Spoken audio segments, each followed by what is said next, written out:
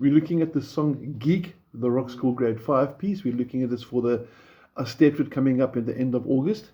So please make sure you've got your tabs open or printed of the note.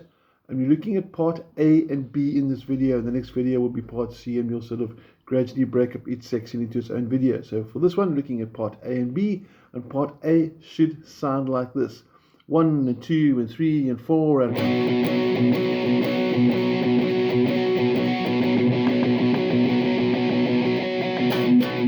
Simple as that. Okay. Now on the strumming, we're going to look at our strumming hand. Just quick. This we call the saddles on the guitar. We want the inside part of your palm to be resting round about here. So this is where you want your palm to be, not here. This is not going to work. You want it there. So your hand is looking something like this if you're strumming ahead. And if you do the part again and you want to play it through with me, it's going to sound something like this. 1 and 2 and 3 and 4 and...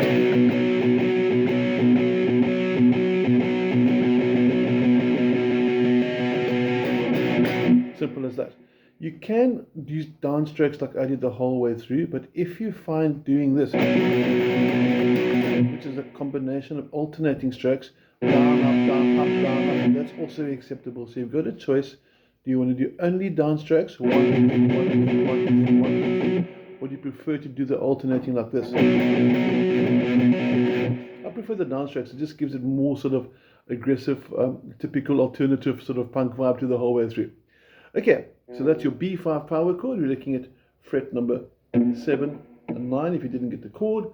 I'm using my pinky for the 9, but you may also decide to use your ring finger. So you can go first finger ring for the B5, or you can use first finger pinky, which is finger number 4, instead. That's your choice, this one or that one. Okay, now just watch the timing as well, because the first 2 bars, they've got that sort of gap and it's got a swing. So it's 1 and 2 and 3 and 4 and 1 and 2 and 3 and 4 and the second bar, that's when it sort of gets a lot more faster. 1, 2, 3 and 4, and each one of those counts are 3 beats.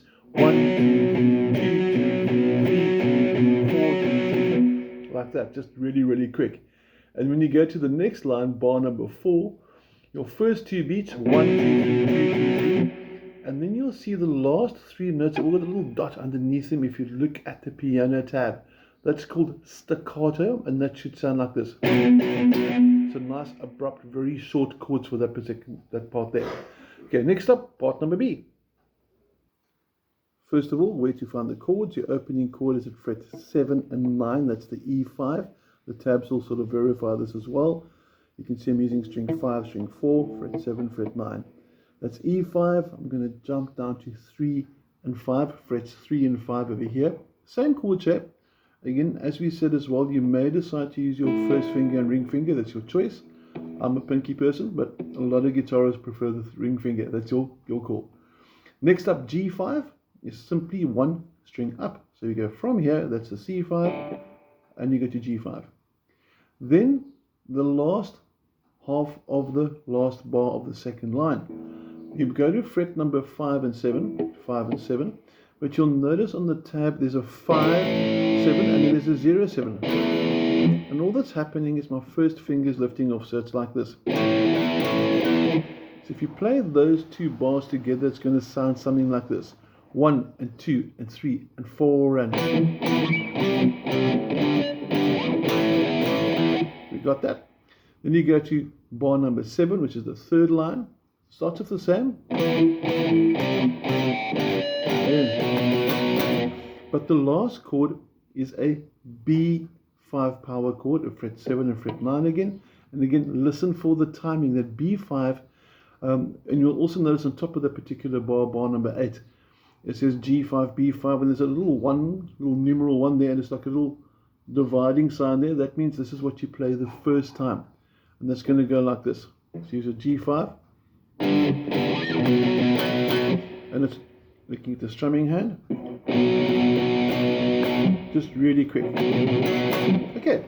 So I'm going to play through the whole part of part B the first time through. If you want to play through with me, that'd be cool. 1 and 2 and 3 and 4 and...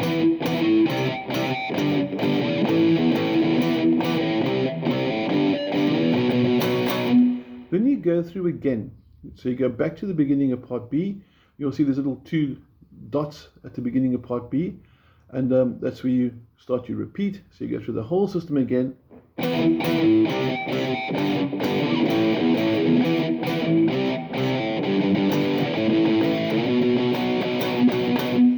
And that over here, you now jump to part number 2, which starts off with a G5, A5, and then you go down to the next line, which is going to be a B5, which is going to sound like this.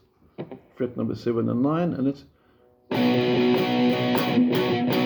it's got that same punctuated staccato vibe, because you can see the little single dots under the guitar tab, or the music tab rather, the piano tab under that. So I'm going to play through the whole of part B now. If you want to play through with me, you got that?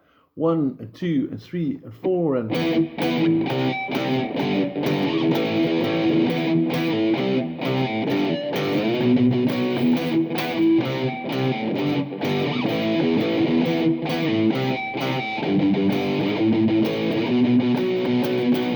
And that's your parts A and B. The next video will be part C.